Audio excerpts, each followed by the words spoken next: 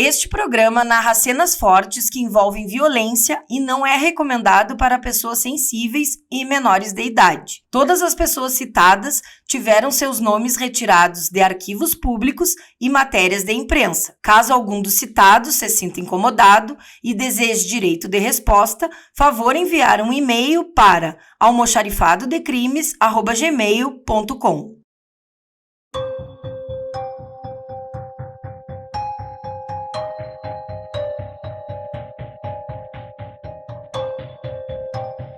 Olá, eu sou a jornalista Rochelle Barbosa e começa agora o podcast Almoxarifado de Crimes. Esse podcast é um oferecimento da Funerária Padre Germano, que fica na Avenida General Malé, número 98. E Rota Sul, aplicativo de mobilidade, seu jeito inteligente de ir e vir.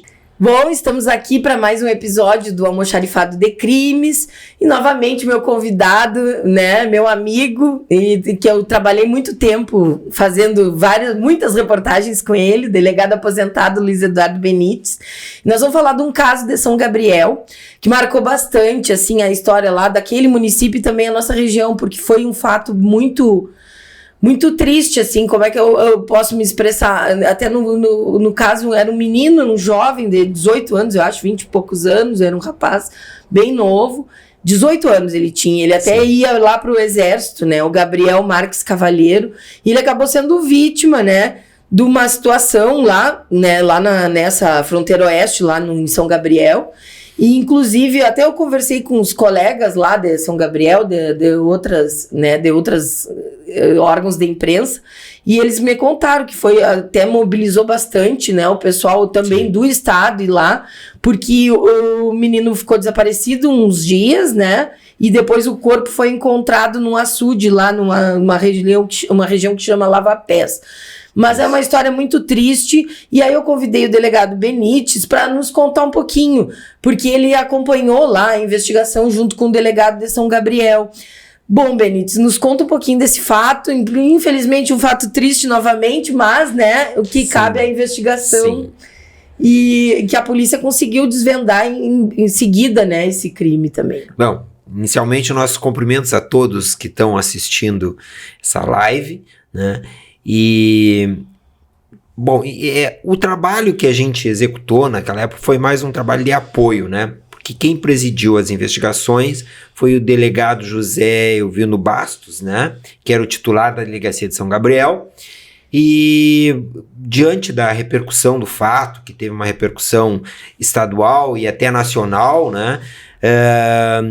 nós achamos por bem prestar um apoio mais sistemático, até mesmo porque o delegado ficou com uma sobrecarga de atividades muito grande, então nós prestamos esse apoio, na época, na função de delegado regional, Sim. A gente teria essa atribuição. Então, o fato, como mesmo te referisse, Rogério, foi um fato que chocou, a comunidade de São Gabriel e chocou o estado e até o país, Então, demandou, um trabalho de investigação em cima dessas circunstâncias. A localização inicial do corpo, como tu falasse, na localidade de Aguapés, que fica próximo à área central de São Gabriel, poucos quilômetros, Era num açude, um açude, tipo uma barragem, assim, mais ou menos, E os fatos iniciais, eu me lembro que o delegado Bastos teve uma dificuldade inicial, e a equipe de investigação de São Gabriel, porque havia um desaparecimento e não havia um corpo localizado. Sim. E após... um menino, assim, contando um pouquinho da história, ele se mudou de Guaíba, onde morava com os pais, e estava em São Gabriel, na casa de uma tia, eu acho, de um familiar, que ele queria prestar um serviço militar. Estava para prestar serviço, ou estava prestando serviço militar no exército, lá na guarnição do exército em São Gabriel. Mas, como eu havia te falado, inicialmente a polícia não tinha conseguido localizar o corpo, E após algumas série de diligências localizou roupas, E posteriormente apareceu o corpo que foi açude, encontrado, né? Nesse açude, né? Ele desapareceu no dia 12, né? 12 de agosto de 2022, Isso. já faz uns 2 anos. Ainda o processo ainda está em andamento, né? Porque teve alguns outros fatos. Ele desapareceu depois de uma abordagem policial, né, Sim, delegado? É bom frisar, porque assim, como envolveu integrantes da Polícia Militar, então houve um procedimento que foi aberto pela própria Polícia Militar e outro procedimento aberto pela Polícia Civil, porque envolvia um crime doloso contra a vida, né? Então aí é a atribuição da Polícia Judiciária, né? Efetuar, a Polícia Judiciária estadual fazer essa investigação. O importante que se diga, né, é que todo o trabalho foi feito assim, buscando justamente os elementos de prova, né, que o delegado Bastos foi coletando, né, e no decorrer dessas provas que foram sendo juntadas, né, Rogério, basicamente ele formou quase que um quebra-cabeças, né? Sim, e teve muitas testemunhas também, né? Muitos fatos controversos, né, na oportunidade, né? Muitas dúvidas. Cada um contava um fato diferente. Mas no final da questão, o delegado Bastos entendeu pelo indiciamento, né, de alguns policiais militares que foram...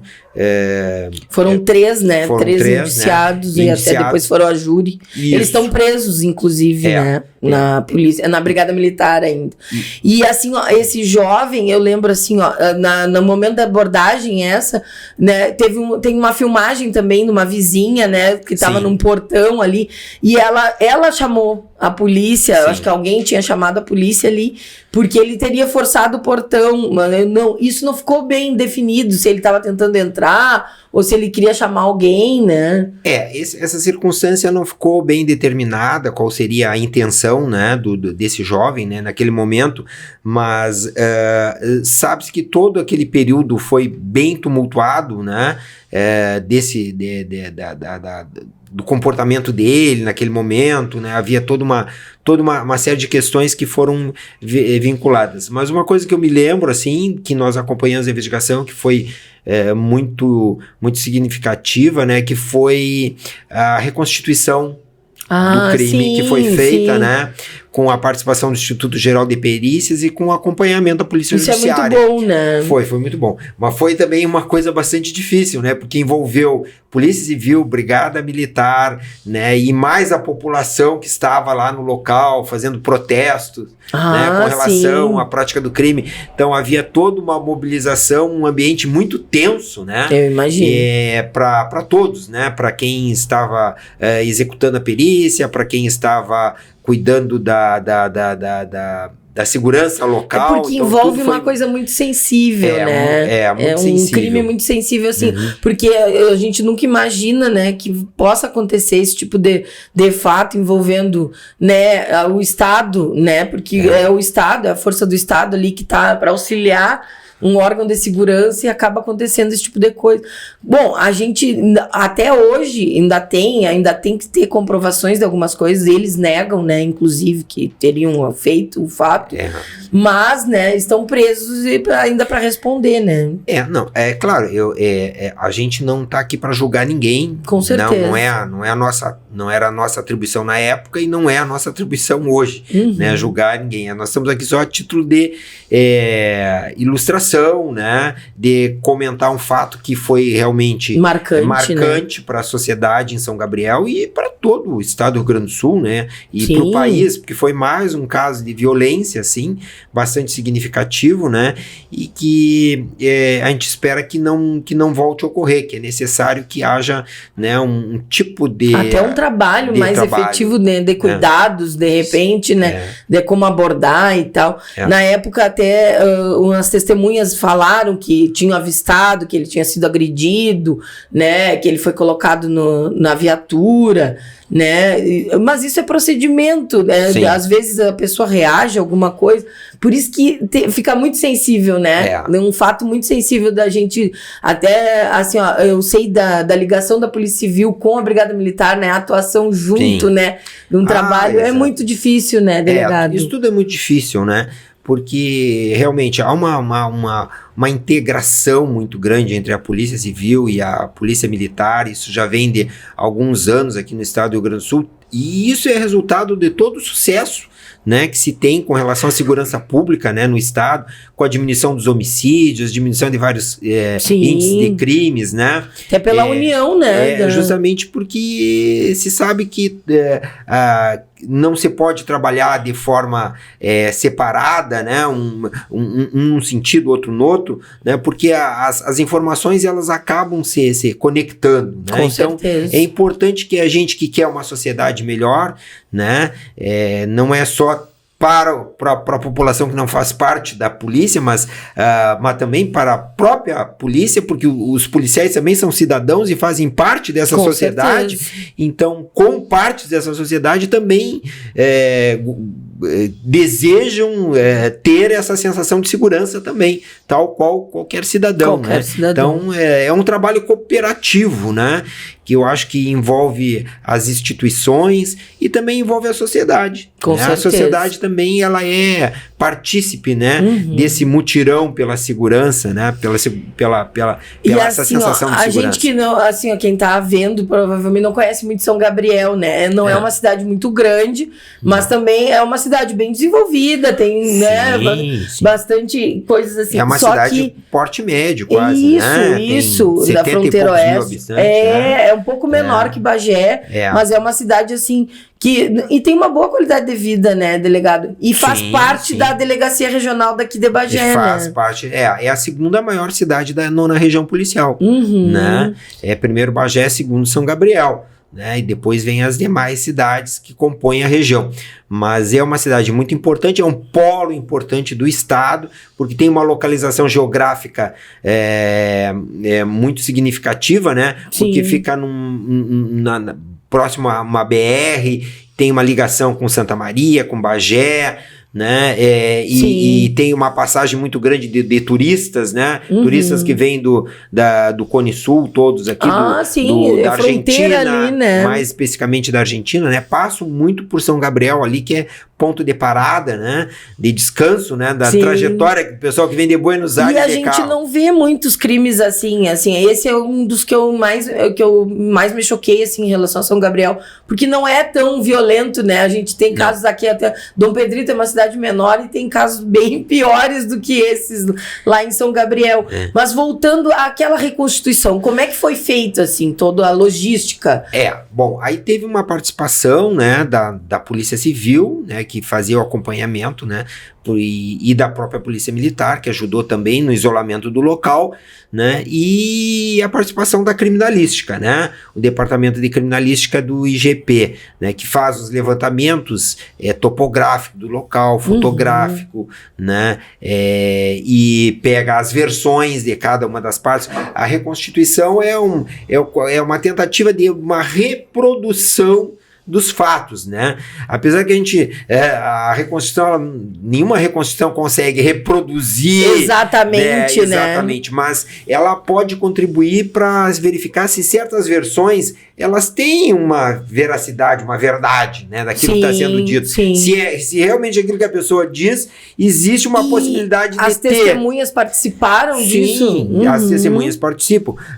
Aí os peritos pegam a versão e a autoridade fornece a versão das testemunhas, né, a versão dos familiares da vítima, né, e a versão dos próprios acusados, cada um dos investigados, melhor dizendo, cada um dá a sua versão e ali é montado aquele cenário para verificar se realmente se constitui num fato que tenha, né, possibilidade, né? Então nós já vimos alguns casos de reconstituição de homicídios, né, bastante importantes, como aquele caso em São Paulo daquela menina do casal Nardoni, se eu não estou enganado, verdade, né, que foi feito, que a versão dada pelo casal não bateu com aquilo que a perícia constatou no local, exato. Né?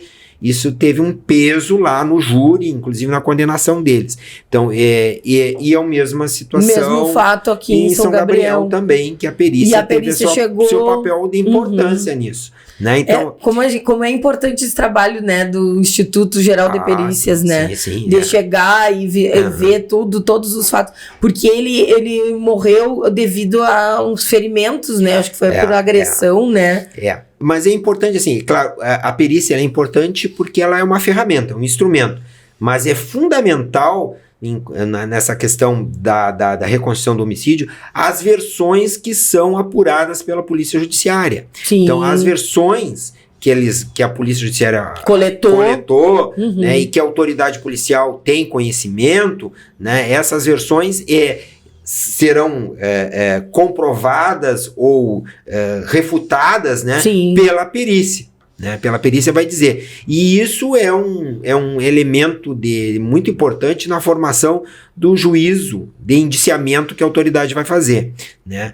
É claro que a gente sempre coloca, e é importante, né, para as pessoas saberem que o indiciamento feito pela autoridade policial, pelo delegado de polícia, né, não é um juízo de condenação. Né? Não, então a pessoa significa não, a pessoa, os investigados ali, eles não são condenados naquele primeiro momento. Né? Até mesmo porque o sistema nosso é um sistema que a gente chama, é um processo democrático, né, do processo penal. Ele comporta uma fase de investigação, depois ele passa para o Ministério Público, que faz a denúncia, se concorda com aqueles elementos que estão ali fornecidos pelo delegado, faz a denúncia, e depois vai para o processo, né, e no processo só ao final, depois de transitar todo o processo, que vai lá para o júri, né, o júri popular, no caso, né, que foi esse caso. Os jurados é que vão dizer se há culpa ou não. Sim, que é a população, né, que é a comunidade. Até lá só existe uma mera probabilidade, né? Quem vai dizer se é culpado ou não é a polícia, não é o Ministério Público. Quem vai dizer é a sociedade. A sociedade vai dizer que se é ou não. Inclusive, os familiares e os amigos ainda do Gabriel, eles fazem manifestações, ainda exigem justiça, porque ainda tem outros meandros, né? Porque eles na época foram indiciados por homicídio, né, doloso. Né, qualificado, eu acho, né, triplamente qualificado, mas também tem outras questões que é julgado dentro da justiça militar, né, que foi a ocultação de cadáver, eu acho, né, e a abordagem, né, toda aquela questão, e lá, pelo que a gente viu, assim, até eu tive acesso, né, aos relatos que eles falaram lá do TJM, Tribunal. Isso.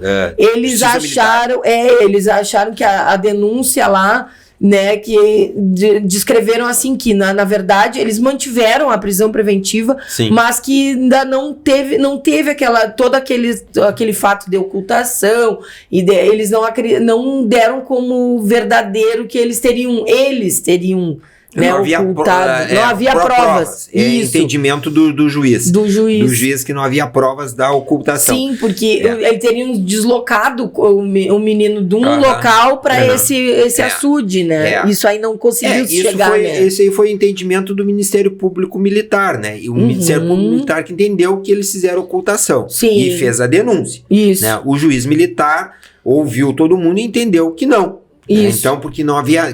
Que aquela denúncia oferecida pelo Ministério Público Militar não era suficiente. Os elementos não eram suficientes no entendimento deles. Né?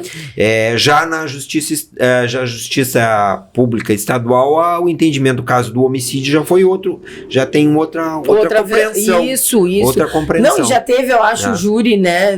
Eu sei como é que ficou, mas já teve um júri, já o primeiro, acho, a primeira audiência, não sei se foi o júri popular já, não sei se é audiência, pode ser só instrução, eu não me lembro de júri, eu não lembro de ter o júri ainda, acho que foi só instrução.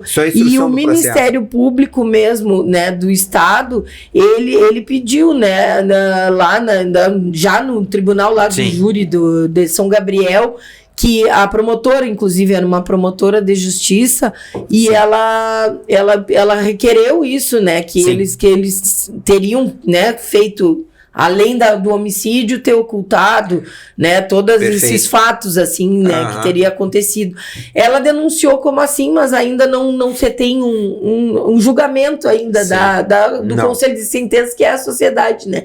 Mas o que a gente fala aqui, né, delegado, foi um crime que marcou toda a nossa região por ser um rapaz. Ele não tinha antecedentes criminais. Não. Né? O Gabriel, ele teria saído de Guaíba, da casa dos pais, para ir fazer o serviço militar obrigatório lá em São Gabriel, que tem vários quartéis lá, né?